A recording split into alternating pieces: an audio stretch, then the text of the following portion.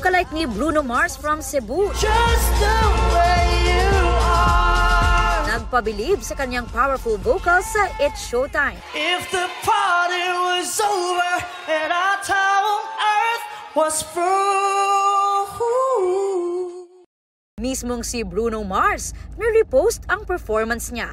I was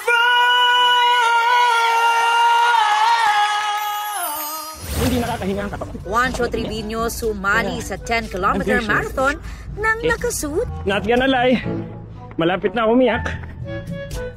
Pinipigilan ko lang. Ang perfect pitch sa Do Re Mi Challenge ni Michael V.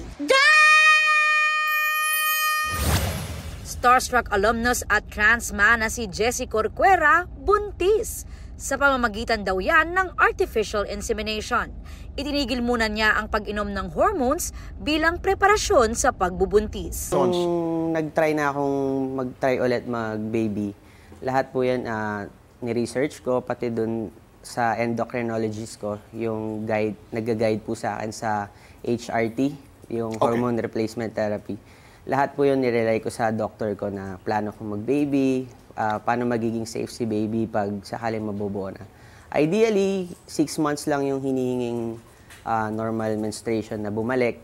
Pero ako ginawa ko po ng 1 year para sigurado. Mas sigurado. Aubrey Carampel nagbabalita para sa GMA Integrated News. Hindi din use sa budget din kasi hindi naman. Mula sa IVF, ikaw'y napunta. Huwag magpahuli sa mga balitang dapat ninyong malaman. Mag-subscribe sa GMA Integrated News sa YouTube. Sa mga kapuso abroad, subaybayan nyo kami sa GMA Pinoy TV at sa www.gmanews.tv.